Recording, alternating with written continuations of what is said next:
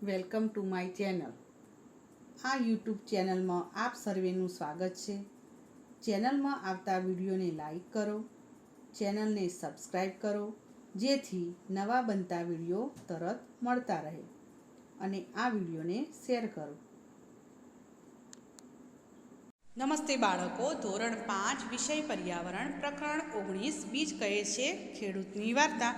તો હું બાજરીનું નાનકડું બીજ છું। તો અહીંયા બાજરીના બીજની વાત કરવામાં આવી છે। તો જોઈએ, ઘણા વર્ષો પહેલાં ઈસવીસન 1940માં મને એક લાકડાની સુંદર પેટીમાં રાખવામાં આવ્યું હતું। તો બાજરીનું બીજ શું કહે છે કે ઈસવીસન 1940માં લાકડાની સુંદર પેટીમાં મને રાખવામાં આવ્યું હતું। મારે તમને મારી વાર્તા કહેવી છે। આ વાર્તા મારા એકલાની નથી, પણ મારા ખેડૂતભાઈ દામજીભાઈ અને તેમના પરિવારની છે। બીજ શું કહે છે કે આ વાર્તા મારા એકલાની નથી, પરંતુ મારા ખેડૂતભાઈ દામજીભાઈ છે અને તેમના પરિવારની છે। જો હું આજે મારી વાત નહીં કહું તો પછી ક્યારેય નહીં કહી શકું। શું કહે છે? જો આજે વાત નહીં કરું તો ક્યારેય કહી શકીશ નહીં। હવે કહે છે કે મારો જન્મ ગુજરાતના વાન ગામમાં થયો હતો। તે વર્ષે બાજરીનો પાક ખૂબ સારો થયો હતો। શું કહે છે? તેમનો જન્મ ક્યાં થયો હતો? તો ગુજરાતના વાન ગામમાં થયો હતો, અને તે વર્ષે ખૂબ જ બાજરીનો પાક થયો હતો। ગામમાં ઉત્સવ જેવું વાતાવરણ હતું। અમારો વિસ્તાર અનાજ અને શાકભાજી માટે ખૂબ જાણીતો છે। દામજીભાઈ દર વર્ષે સારા પાકમાંથી થોડા બીજ આગલા વર્ષ માટે અલગ રાખતા હતા। શું કહે છે? ગામની અંદર ઉત્સવ જેવું વાતાવરણ હતું, અને તે વિસ્તારની અંદર અનાજ અને શાકભાજી ખૂબ જ જાણીતા હતા। દામજીભાઈ દર વર્ષે પાકમાંથી થોડા બીજ અલગ મૂકી દે છે। આ રીતે અમારા બીજનો વંશ આગળ ચાલતો। સુકાયેલી દૂધીને માટીનો લેપ લગાવી તેની અંદર સારા બીજને રાખવામાં આવતા હતા। શેમાં રાખવામાં આવતા હતા? તો સુકાયેલી જે દૂધી છે એની માટીનો લેપ લગાવી દે અને પછી એની અંદર રાખતા હતા। પરંતુ આ વર્ષે દામજીભાઈએ અમારા બીજને રાખવા માટે નાના નાના ખાનાવાળી લાકડાની મજબૂત પેટી જાતે બનાવી। આ વખતે એમણે શું કર્યું? આ વર્ષે કહે છે કે નાની નાની ખાનાવાળી પેટી બનાવી લાકડાની। અમને જીવજંતુથી સાચવવા માટે અમારી સાથે લીમડાના પાંદડા રાખવામાં આવ્યા। બીજા બીજમાં પણ લીમડાના પાંદડા મૂકવામાં આવ્યા। જુદા જુદા બીજને જુદા જુદા ખાનામાં મૂકવામાં આવ્યા। તો અહીંયા કહે છે કે જે ખાના બનાવ્યા એની અંદર બીજની સાથે લીમડાના પાન પણ મૂકવામાં આવ્યા, કારણ કે જીવજંતુ ન પડે। તે સમયે દામજીભાઈને તેમના પિતરાઈ ભાઈઓ સાથે રહેતા હતા। તે ખૂબ મોટો પરિવાર હતો। ગામના લોકો એકબીજાની મદદ કરતા। જ્યારે ખેતીનો પાક તૈયાર થઈ જતો ત્યારે બધા ભેગા મળી કામ કરતા, સાથે સાથે ઉત્સવ મનાવતા। તે સમયના ખોરાકની તો વાત જ શું કરવી! શિયાળાના તાજા શાકભાજીના મસાલા ભરી તેને એક માટલામાં ભરવામાં આવતા। માટલાને ચુસ્ત રીતે બંધ કરવામાં આવતું। પછી કોલસાના અંગારામાં માટલાને ઊંધું મૂકી તેને પકવવામાં આવતું। આ ખાસ પદ્ધતિથી માટલામાં તૈયાર થયેલ શાકને દેશી ઊંધિયું એટલે કે ઉંબાડિયું કહેવામાં આવે છે। તો અહીંયા શાકભાજીને શિયાળાની અંદર મસાલા ભરી માટલાની અંદર મૂકવામાં આવતું, અને માટલાને બંધ કરી કોળસાના અંગારામાં ઊંધું મૂકી દે અને પછી એ ઊંધિયું એ રીતે તૈયાર કરતા।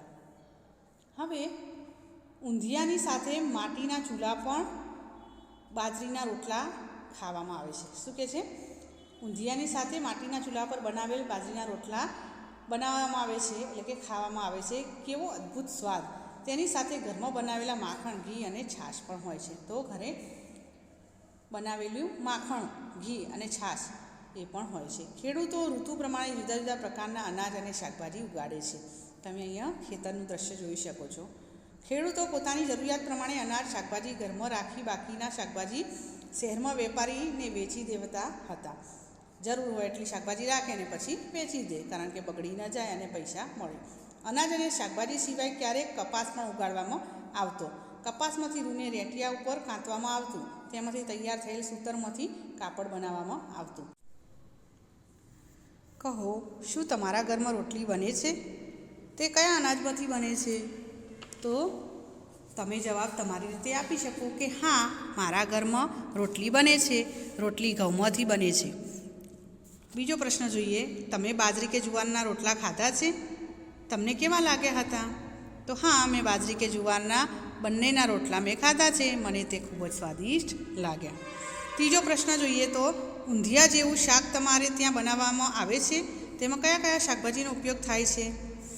તો હા, અમારે ત્યાં ઊંધિયા જેવું શાક બનાવવામાં આવે છે। મોટે ભાગે શિયાળામાં ઉત્તરાયણના તહેવારના દિવસે બનાવવામાં આવે છે. તેમાં બટાટા, રીંગણ, ટામેટાં, ગાજર, રવૈયા, કેપ્સિકમ, મરચાં, લીલા ધાણા, આદુ, શક્કરિયા, રતાળુ, સુરતી પાપડી વગેરે શાકભાજીનો ઉપયોગ કરવામાં આવે છે.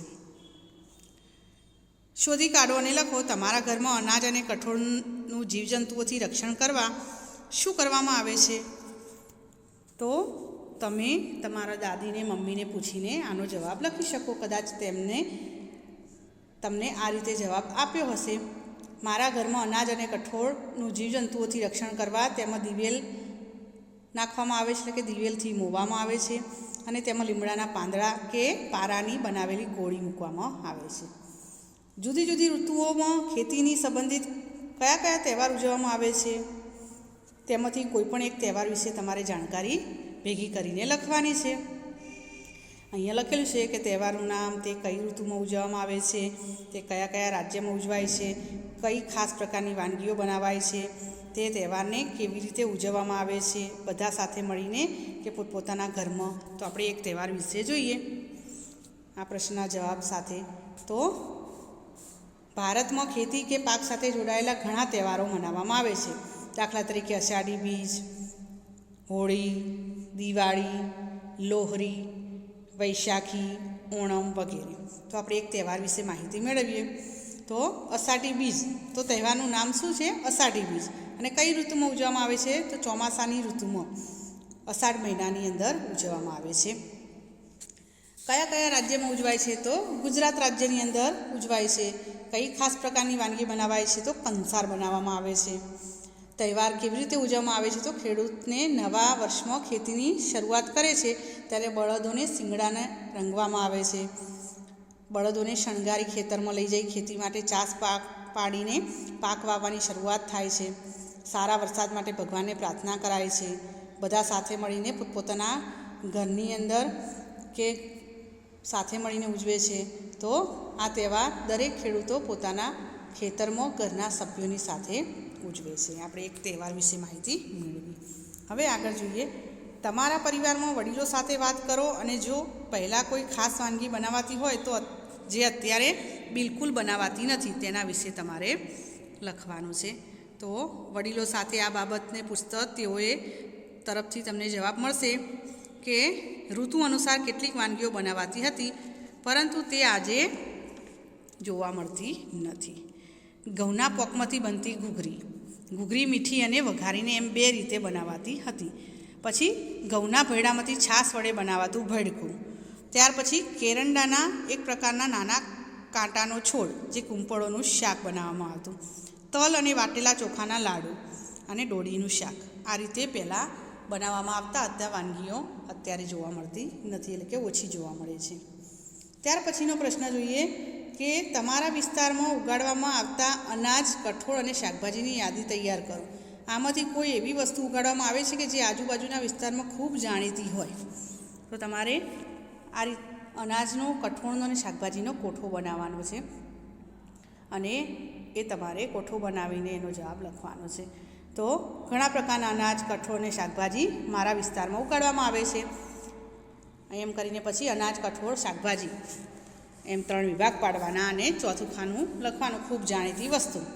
તો અનાજની અંદર આપણે જોઈએ તો જેની રોટલા અને રોટલી બને, ઘઉં, બાજરી, જુવાર, મકાઈ, ચોખા વગેરે. કઠોળની અંદર જોઈએ તો મગ, તુવેર, ચણા, ચોળા, મઠ, વાલ, વટાણા. શાકભાજીમાં બટાટા, રીંગણ, દૂધી, કોબીજ, ફુલાવર, ટામેટાં, ભીંડા, કારેલા. હવે ખૂબ જાણીતી વસ્તુ જોઈએ તો તમારા વિસ્તારમાં જે જાણીતી વસ્તુ હોય એના વિશે તમારે લખવાનું છે. દરેકનો વિસ્તાર પ્રમાણે અલગ અલગ હોય છે.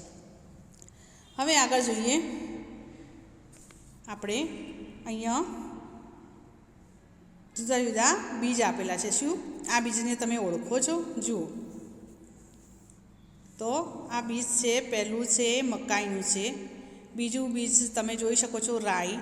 આ છે ઘઉં અને આ છે બાજરી. તો 4 બીજ અહીંયા આપેલા છે, એ તમારે એના નીચે નામ લખવાના છે ઓળખીને. હવે આગળ જોઈએ, સમય બદલાયો. તો વર્ષો ગયા, ગામમાં ઘણા બદલાવ આવતા ગયા. અમુક જગ્યાએ નહેર દ્વારા પાણી આવી ગયું. ખૂબ દૂર નદી ઉપર બંધ બાંધીને તે પાણી નહેર દ્વારા દૂર દૂર સુધી પહોંચાડવામાં આવતું. પછી વીજળી પણ આવી. સ્વિચ પાડો એટલે અજવાળું જ અજવાળું. હવે ખેડૂતો ઘઉં અને કપાસ જેવા પાક લેવા લાગ્યા, કારણ કે બજારમાં તેનો ભાવ સારો મળતો હતો. એટલે બીજા પાક બાજરી, જુવાર અને શાકભાજી વાવવાનું બંધ કરી દીધું. હવે તો ખેડૂતો બીજ પણ બજારમાંથી ખરીદીને લાવે છે. લોકો કહે છે કે આ નવું બીજ છે, ઉત્પાદન સારું થાય છે, એટલે જૂના બીજ રાખવાની કોઈ જરૂર નથી. શું કહે છે? વર્ષો થઈ ગયા અને ગામમાં પણ બદલાવ આવ્યો. પાણી નહેર દ્વારા આવ્યું. સ્વિચ પાડો તો વીજળી પણ મળવા લાગી. ખેડૂતો ઘઉં અને કપાસ જેવા પાક લેવા લાગ્યા, કારણ કે એનો ભાવ સારો મળતો હતો. અને બાજરી, જુવાર, શાકભાજી વાવવાનું બંધ કરી દીધું. તો ખેડૂતો ત્યાર પછી બીજ પણ ખરીદીને લાવવા લાગ્યા, કારણ કે તેનું ઉત્પાદન સારું મળવા લાગ્યું. આગળ જોઈએ. હવે ગામના લોકો સાથે મળીને રાંધીને કોઈ ખાસ દિવસો પર સાથે જમતા હતા. જ્યારે તેઓ સાથે જમતા, તેઓ જૂના દિવસો યાદ કરતા કે તે સમયે ખેતરના તાજા શાકભાજી અને અનાજમાંથી બનતો ખોરાક કેવો સ્વાદિષ્ટ હતો. જ્યારે બીજ જ બદલાઈ ગયા તો ખોરાકનો સ્વાદ કેવી રીતે રહ્યો? શું કહે છે કે અમુક સમયે બધા ભેગા થઈને જમતા હતા. જ્યારે તેઓ સાથે જમતા ત્યારે જૂના દિવસો યાદ કરતા અને કહેતા કે શાકભાજી અને અનાજમાંથી જે સ્વાદ મળતો હતો તે બદલાઈ ગયો છે. દામજીભાઈ હવે વૃદ્ધ થઈ ગયા છે. તેમનો પુત્ર હસમુખ ખેતર અને પરિવારનું ધ્યાન રાખે છે. હસમુખ ખેતી દ્વારા ખૂબ જ પૈસા કમાય છે. તેણે જૂનું ઘર ફરી નવું બનાવડાવ્યું. તેણે ખેતી માટે નવા યંત્રો ખરીદ્યા. કૂવામાંથી પાણી કાઢવા મોટર પંપ લગાવ્યા. શહેરમાં જવા આવવા માટે મોટરસાયકલ ખરીદી. ખેતર ખેડવા માટે ટ્રેક્ટર પણ વસાવ્યું. બળદોને જે કામ કરતાં ઘણા દિવસો લાગતા હતા તે કામ ટ્રેક્ટર એક જ દિવસમાં કરી દે છે. તો કહે છે દામજીભાઈ વૃદ્ધ થઈ ગયા છે અને તેમનો પુત્ર હસમુખ ખેતર અને પરિવારનું ધ્યાન રાખે છે. પરંતુ હસમુખ ખેતી દ્વારા ખૂબ જ પૈસા કમાય છે, કારણ કે તેને નવા નવા સાધનો ખરીદ્યા. પાણી ખેંચવા માટે મોટર પંપ, પછી જવા આવવા માટે મોટરસાયકલ, એટલે સમય બચી જાય. પછી ખેતર ખેડવા માટે ટ્રેક્ટર વસાવ્યું. જે બળદો સમય વધારે માગી લેતા હતા, તો ટ્રેક્ટરથી એક જ દિવસમાં કામ થઈ જાય છે. તમે અહીંયા જોઈ શકો છો ટ્રેક્ટર ગામડાની અંદર જોવા મળે છે, શહેરમાં ઓછા જોવા મળે છે. તમે ખેતરમાં જુઓ તો ખેડતા હોય છે. હસમુખ કહે છે, અમે ખેતી સમજી વિચારીને કરીએ છીએ. અમે ખેતરમાં એ જ ઉગાડીએ છીએ કે જેના ભાવ બજારમાં સારા મળતા હોય. ખેતીમાં થતા નફાથી અમારું જીવન ધોરણ સુધરે છે અને ધીમે ધીમે પ્રગતિ તરફ આગળ વધીએ છીએ. લાકડાની પેટીમાં ભૂલાઈને પડેલા મને અને બીજા બીજને શંકા હતી કે શું આ પ્રગતિ છે? અમે તો વિચારતા જ રહી ગયા, આ કેવી પ્રગતિ? અમને અને બળદોને સાવ નકામા કરી દીધા. હવે ખેતરમાં ટ્રેક્ટર આવી ગયું એટલે અમારી કોઈ જરૂર નથી. સાથે ખેતરમાં કામ કરતા લોકો પણ બેરોજગાર થઈ ગયા. તેઓ કયું કામ કરીને પૈસા કમાશે? તેઓ શેના પર જીવશે? એની અહીંયા વાત કરી છે. તો શું કહે છે કે નવા નવા સાધનો આવવાથી અહીંયા માણસોની જે કામગીરી છે એ ઓછી થઈ ગઈ, એટલે માણસોને પૈસા મળતા બંધ થઈ ગયા.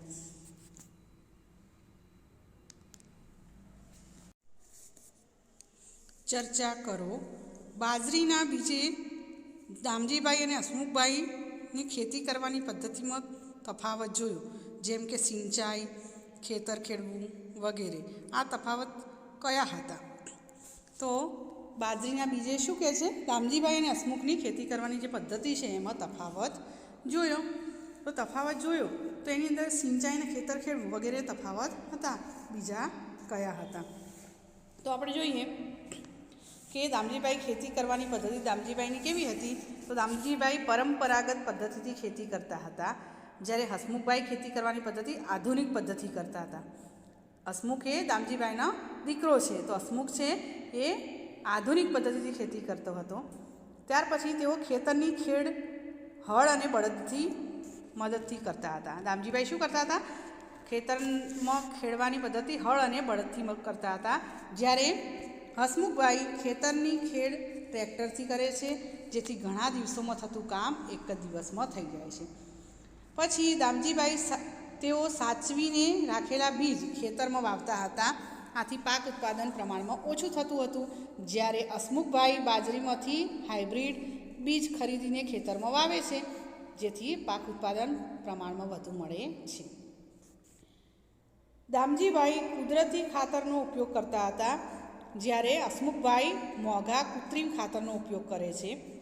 દામજીભાઈ સારી ગુણવત્તાના બીજમાંથી ઉગેલા પાકને જીવજંતુથી નુકસાન થતું નહીં, જ્યારે હાઇબ્રિડ બીજથી ઉગેલા પાકને જીવજંતુઓ સરળતાથી નુકસાન કરતા હોવાથી દવાનો છંટકાવ કરવો પડે છે.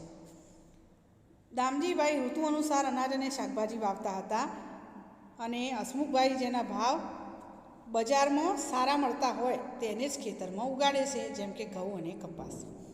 દામજીભાઈ સિંચાઈ માટે કૂવામાંથી પાણી કોષ દ્વારા ખેંચી મેળવતા હતા, અને હસમુખભાઈ સિંચાઈ માટે કૂવામાંથી પાણી મોટર પંપ દ્વારા ખેંચી અથવા નહેર દ્વારા મેળવે છે. તો બંનેનો તફાવત આપણે જોયો. હવે હસમુખ કહેતો કે ખેતરમાંથી થયેલા નફાથી અમે પ્રગતિ કરી શકીએ છીએ. પ્રગતિથી તમે શું સમજ્યા? તો આપણી કમાણીમાં વૃદ્ધિ થાય. પ્રગતિ એટલે આપણી કમાણીમાં વૃદ્ધિ થાય, ભૌતિક સુખ સગવડો સારી રીતે પ્રાપ્ત કરી શકીએ અને આપણા જીવન ધોરણમાં ઉત્તરોત્તર સુધારો કરી શકીએ, તેને પ્રગતિ કહેવાય. હસમુખ ખેતી દ્વારા ખૂબ જ પૈસા કમાય છે. જૂનું ઘર નવું બનાવે છે, ખેતી માટે નવા યંત્રો, ટ્રેક્ટર, મોટર પંપ લાવે છે અને ઓછી મહેનતે સારી ખેતી કરે છે. તેથી હસમુખે પ્રગતિ કરી એમ કહેવાય. લખો, તમે તમારા ગામ કે વિસ્તારની કેવા પ્રકારની પ્રગતિ જોવા ઈચ્છો છો? તો તમે તમારી રીતે આ પ્રશ્નનો જવાબ લખી શકો.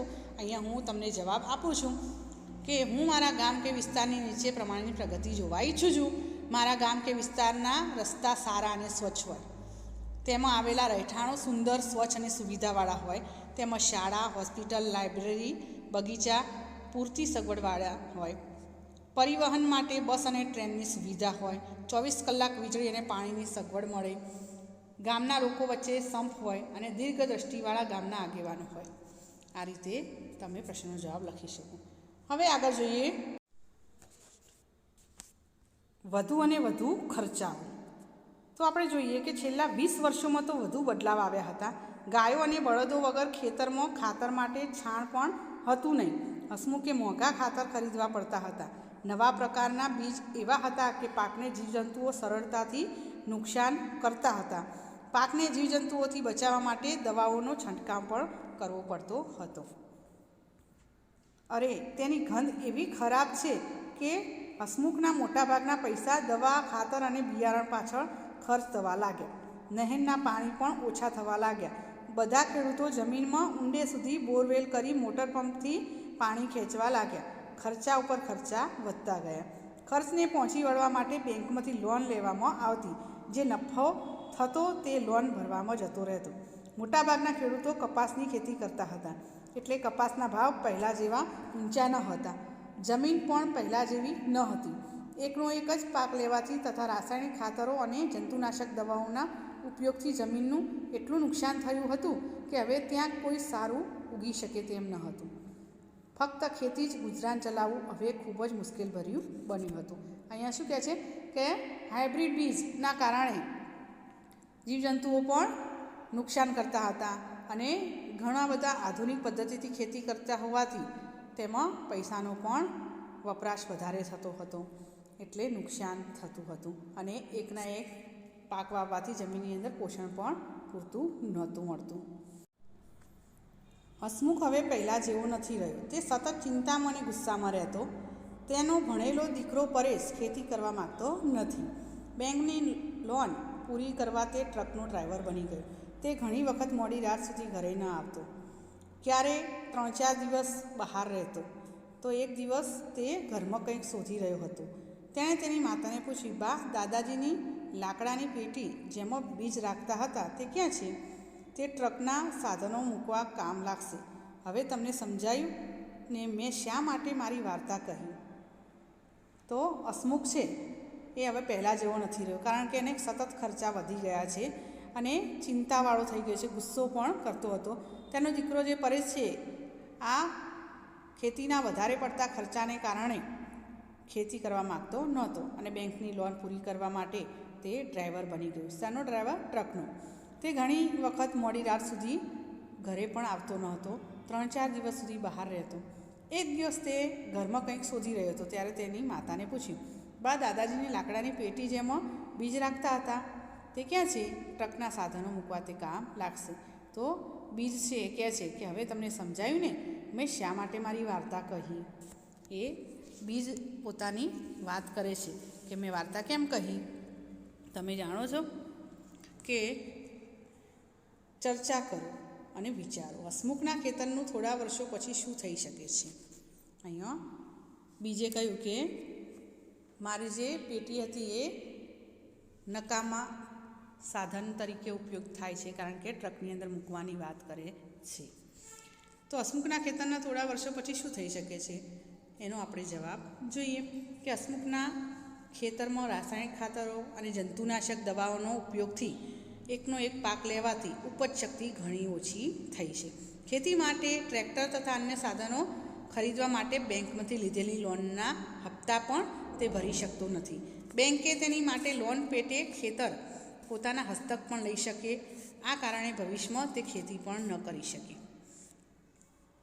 આગળ જોઈએ, દામજીભાઈના દીકરા હસમુખે તેના પિતાજીની જેમ ખેડૂત બનવાનું પસંદ કર્યું.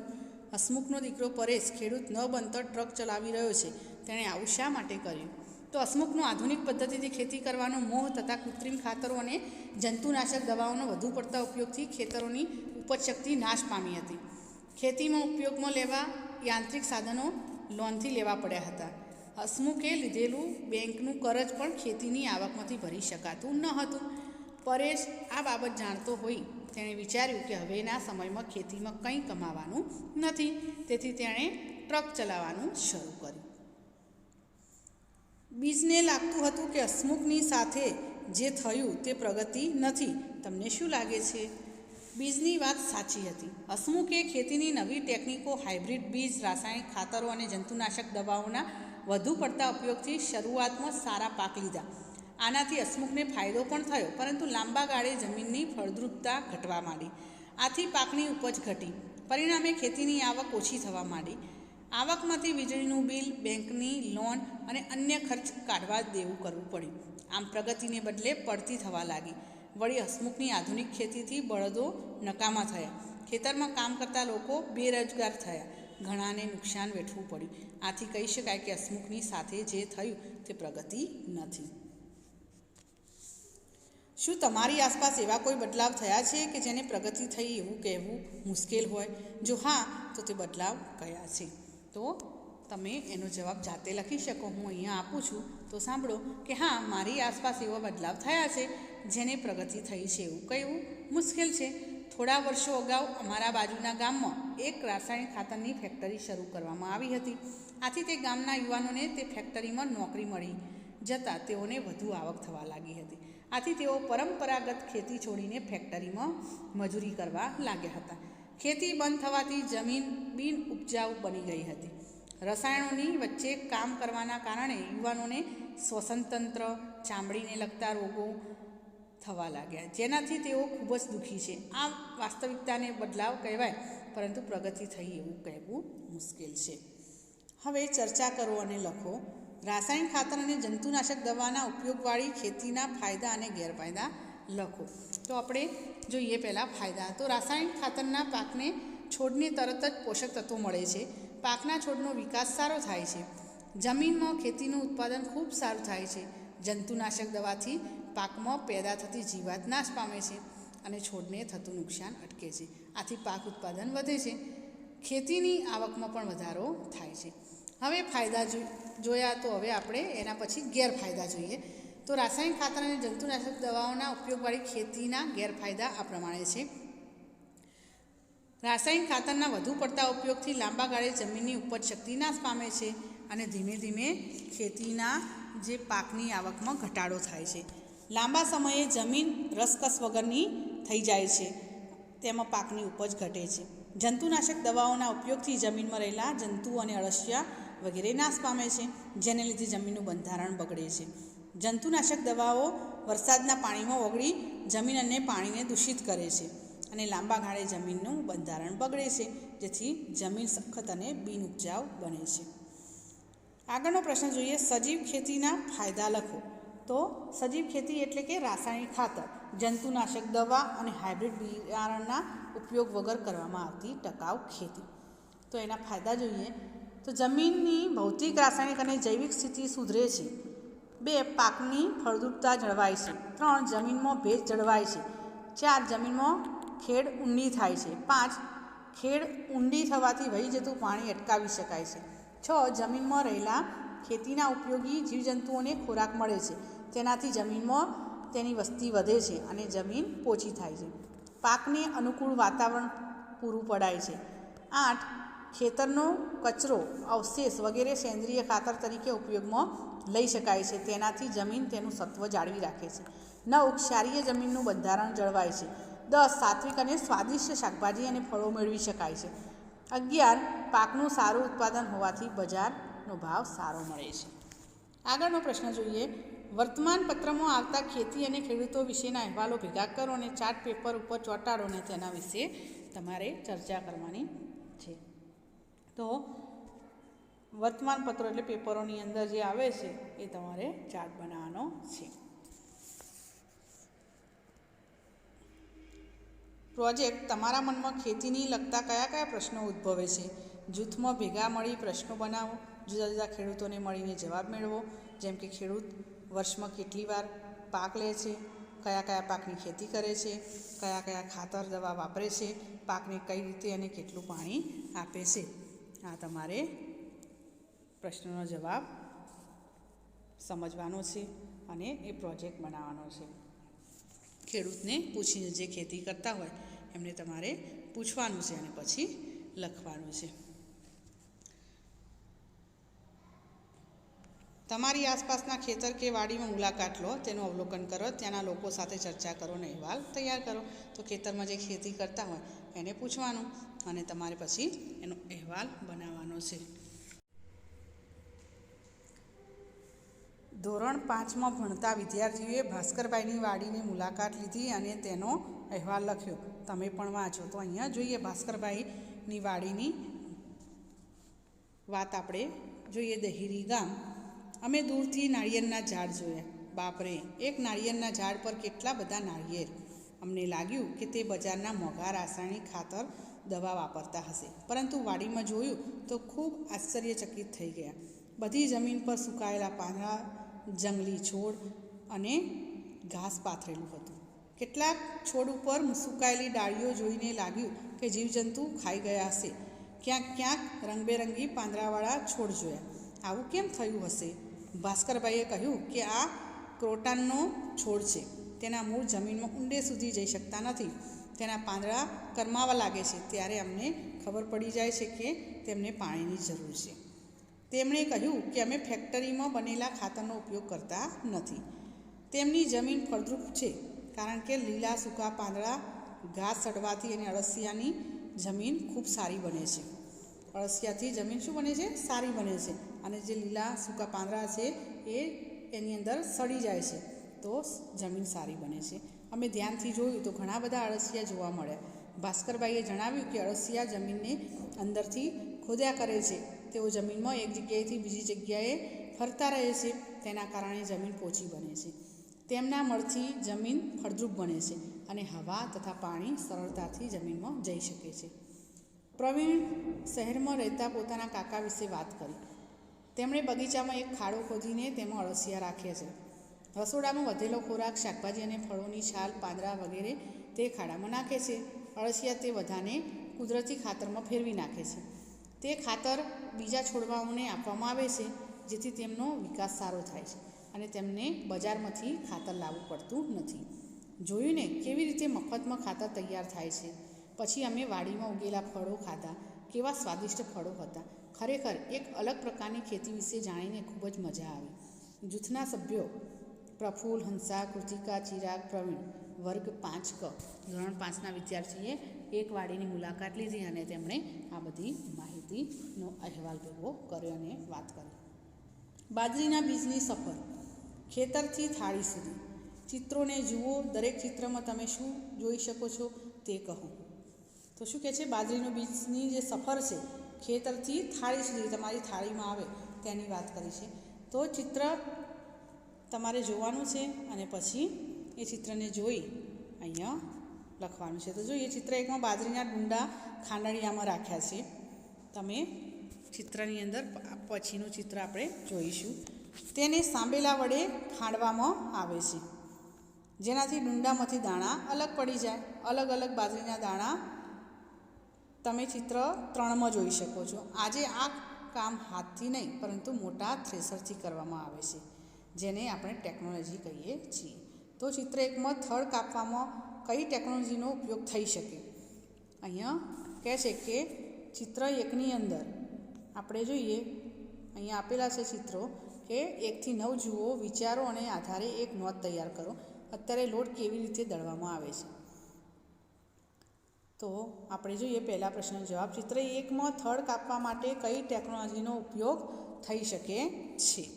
તો ચિત્ર 1ની છોડનું થડ કાપવામાં દાંતરડાનો ઉપયોગ થાય છે. આધુનિક મોટા કમ્બાઇન હાર્વેસ્ટર વડે છોડને થડ સાથે કાપવામાં આવે છે અને ડુંડામાંથી અનાજ છૂટું પડી સ્વચ્છ બને છે અને છોડનો જે ભાગ છે એ અલગ થાય છે, જે આધુનિક ટેકનોલોજી છે. ચિત્ર નંબર 4માં તમારા વિચારે ચક્કીમાં શું થઈ રહ્યું છે, એટલે કે ઘંટીમાં શું થઈ રહ્યું છે? તો ચિત્ર 4ની અંદર આપણે જોઈએ તો આપણા સમજ પ્રમાણે બાજરીને દળવામાં આવી રહી છે અને બાજરીનો લોટ બને છે.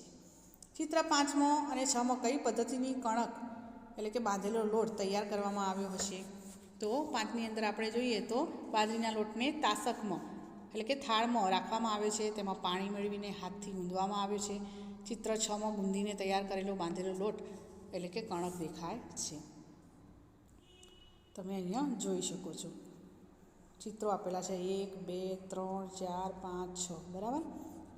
હવે આપણે જોઈએ કે પ્રશ્ન શું હતો?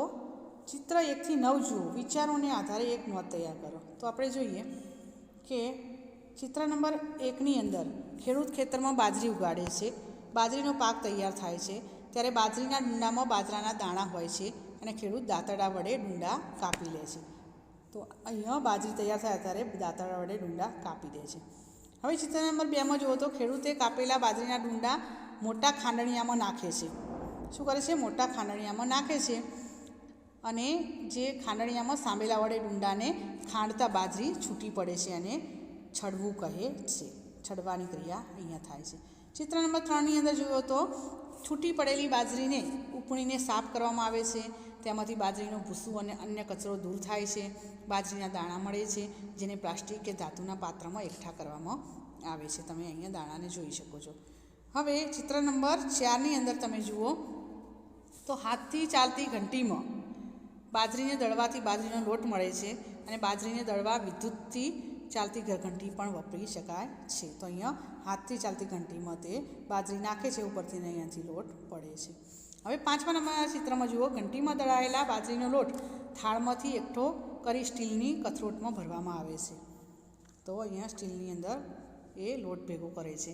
ચિત્ર નંબર 6ની અંદર તો જુઓ તો બાજરીના લોટને રોટલા બનાવવા નાની કથરોટમાં થોડો લોટ લઈ તેમાં મીઠું, થોડું પાણી રેડી હાથ વડે ગૂંદવામાં આવે છે અને બરાબર ગૂંદવાથી નાનો લુવો બને છે. તમે જોઈ શકો છો. હવે ચિત્ર નંબર 7ની અંદર જુઓ તો લુવાને 2 હાથથી હથેળી વચ્ચે દબાવતા રહી ગોળ રોટલો ટીપવામાં આવે છે. અહીંયા બાજરીને હાથ વડે ટીપતા તમે જોઈ શકો છો લોટને.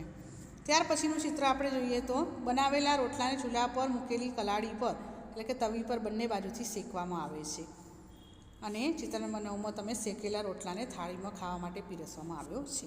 તો અહીંયા તમે આની અંદર જોયું કે બાજરીનો ઉપયોગ કેવી રીતે થાય છે, રોટલો કેવી રીતે બનાવાય છે ખેતરથી પોતાની થાળી સુધી, એની વાત કરી.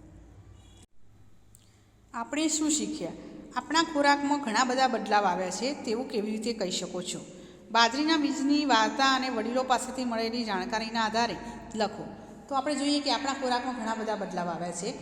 પહેલાં લોકો જુદા જુદા અનાજની રોટલી અને રોટલા ખાતા હતા, પરંતુ આજે ઘઉંની નાની રોટલી બનાવવામાં આવે છે. મારા વડીલો પાસેથી મળેલી જાણકારી અનુસાર અનાજને એટલે કે પાકને લીધા પછી તેને ખેતરમાં રાખવામાં આવતા અને ત્યારબાદ બળદગાડા વડે તેને ખડામાં લાવવામાં આવતા, તેમાંથી અનાજ મેળવાતું હતું. હવે આધુનિક યંત્રો દ્વારા ડુંડામાંથી અનાજ છૂટું પાડવામાં આવે છે. પહેલાં લોકો ઘેર હાથથી ચાલતી ઘંટી રાખતા, 2 ગોળ પથ્થર વચ્ચે અનાજને દળીને તેનો લોટ બનાવતો હતા. હવે ઘરે જ ઇલેક્ટ્રિક ગરગંટી રાખીને અનાજ દળવામાં આવે છે. હવે તો તૈયાર લોટનું પેકેટ પણ બજારમાં મળે છે. આજના બાળક કદાચ અનાજને ઓળખી પણ શકતા નથી.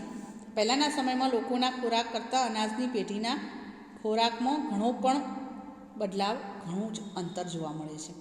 હવે લોકો તૈયાર ખોરાકને કે પેકેટવાળા ખોરાકને પસંદ કરે છે, જેવા કે નૂડલ્સ, પાસ્તા, બ્રેડ, નાસ્તાના પડીકા વગેરે. આધુનિક નારીને પરંપરાગત ભોજન બનાવવું પણ ખૂબ જ કઠિન લાગે છે. લાંબા ગાળે કદાચ એ પણ ભૂલી જવાશે, કારણ કે આજની પેઢી ઘર કરતાં બહાર રેસ્ટોરન્ટમાં જમવા જવાનું વધુ પસંદ કરે છે. તમે પણ જાણતા હશો કે પહેલાંના જમાના કરતાં આજની જે પેઢી છે એ શું કરી રહ્યા છે. આગળનો પ્રશ્ન જોઈએ. જો બધા ખેડૂતો એક જ પ્રકારના બીજ વાવે અને એક જ પ્રકારની ખેતી કરે તો શું થાય? તો બધા જ ખેડૂતો એક જ પ્રકારના બીજ વાવે અને એક જ પ્રકારની ખેતી કરે તો ઘણી બધી મુશ્કેલી ઊભી થાય, જેવી કે બધા લોકોને જુદી જુદી વસ્તુઓ ખાવા ન મળે. આપણે બધાને એક જ પ્રકારના અનાજની બનેલી વસ્તુ ખાવા મળે, જેથી તેના તરફ અરુચિ પેદા થાય. ખેડૂતોને પણ તેના ખેતીના પાકની સારી આવક ન મળે, કેમ કે ઉત્પાદન વધુ હોય ત્યારે ભાવ નીચા જાય. લોકોને ભોજન એ જિંદગીની આવશ્યકતા છે, તેથી આવી પરિસ્થિતિ થાય તો લોકોને ભોજન પ્રત્યે રુચિ ઓછી થઈ જાય. આમ તમે પણ જાણો છો કે એકની એક વસ્તુ ખાવાથી આપણને અરુચિ થાય છે, એટલે કે આપણે ખાવાનું મન થતું નથી. આપણે ઘરે પણ એકનું એક ખાવાનું બને તો આપણને એ ખાવા પ્રત્યે અરુચિ પેદા થાય છે, એટલે કે ખાવાનું ગમતું નથી. તો વિદ્યાર્થીઓ, અહીં આપણે આ પાઠ પૂરો કરીએ છીએ. થેન્ક યુ બાળકો.